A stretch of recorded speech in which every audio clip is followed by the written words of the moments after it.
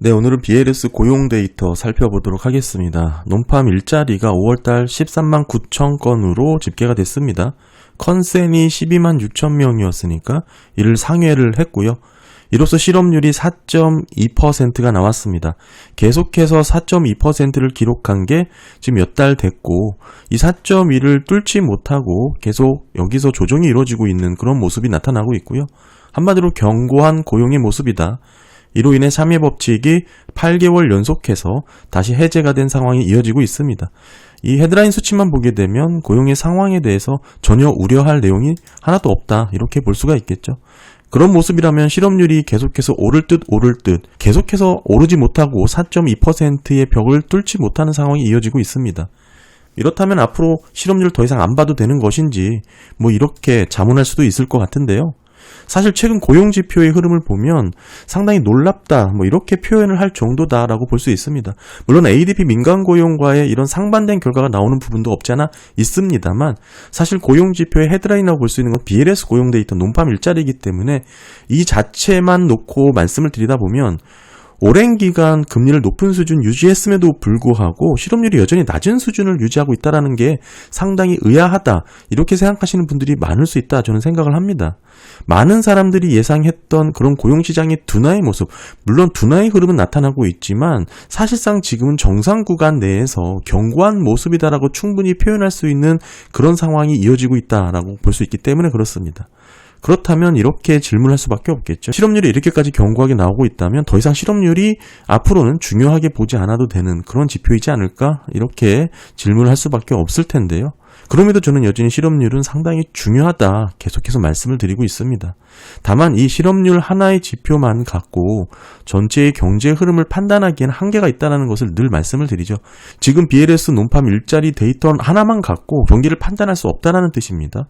말씀드렸다시피 모든 매크로 데이터를 종합적으로 분석을 해서 지금의 실업률이 어떤 방향으로 가게 될 건지 기타 등등을 좀 따져야 될 것이고, 사실 고용지표라는 게 상당히 후행성을 띠고 있습니다. 기업들 입장에서 놓고 보면 비용을 줄일 때 설비 투자라든지 채용 축소부터 시작을 하겠죠. 딱 지금에 나타나고 있는 현상들입니다. 하지만 보유하고 있는 인원을 감축하는 것은 상당히 다른 차원의 문제예요. 마지막에 벌어지는 일이라는 뜻입니다. 따라서 실업률이 의미있게 상승하는 그런 모습이 나타났다, 이 얘기는 이미 경기 둔화가 꽤 깊이 진행된 다음이다, 이렇게 해석을 해야 됩니다. 그래서 실업률이 후행지표다라고 얘기를 하는 것이죠.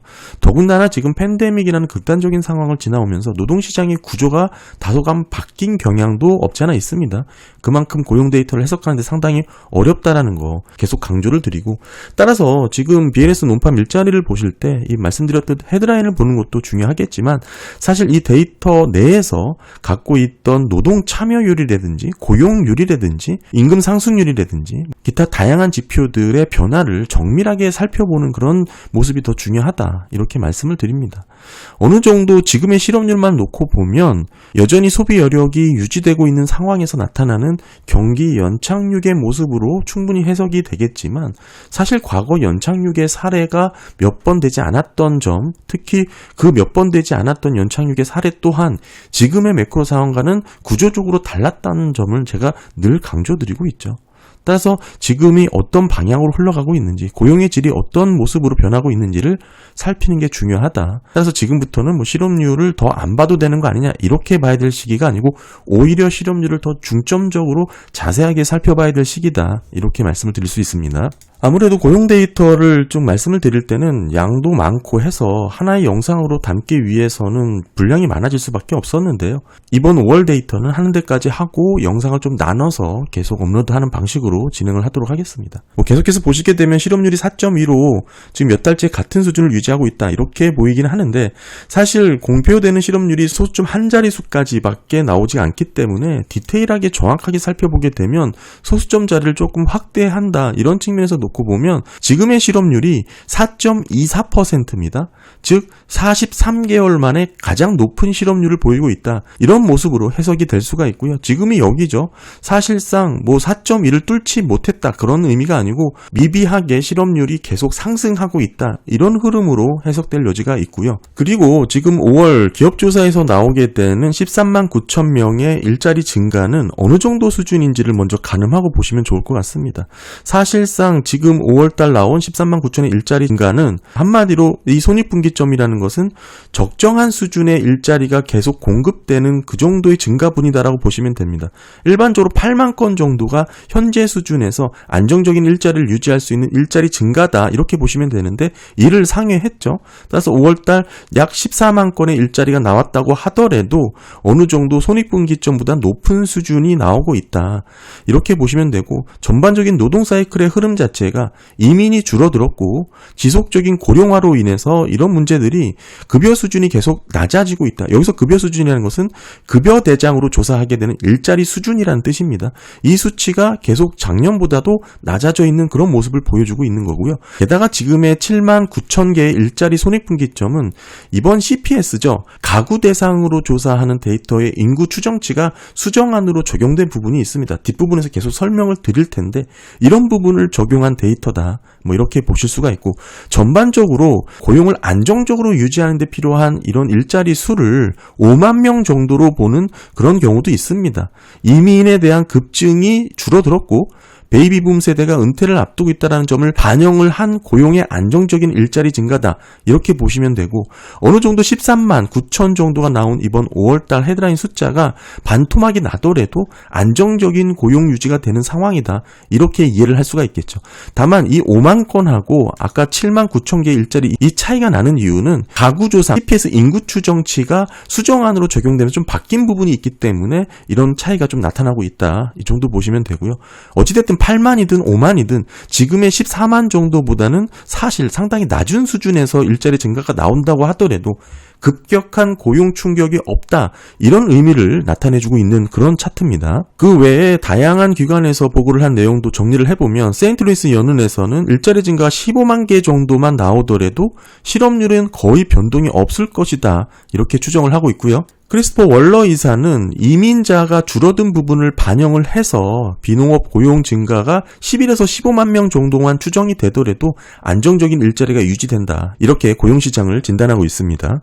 이 재무부 입장에서는 경제정책 성명서에서 어느 정도 이민이 늘어난 부분을 반영해서 놓고 계산을 해보면 18만 명에서 23만 개의 일자리가 유지되어야 된다 이렇게 봤고 사실 이거는 늘어난 인구에 대한 반영이 이루어진 부분이죠. 이민이 늘어난 부분에 대한 안정적인 일자리이기 때문에 이민을 빼고 보게 되면 11에서 15만 명 정도 이렇게 볼 수가 있는 거고 이보다 더 나아가서 베이비붐 세대의 은퇴까지 반영을 해서 전반적인 일자리 증가는 5만 개 정도만 늘어나도 안정적인 수준에서 유지가 된다.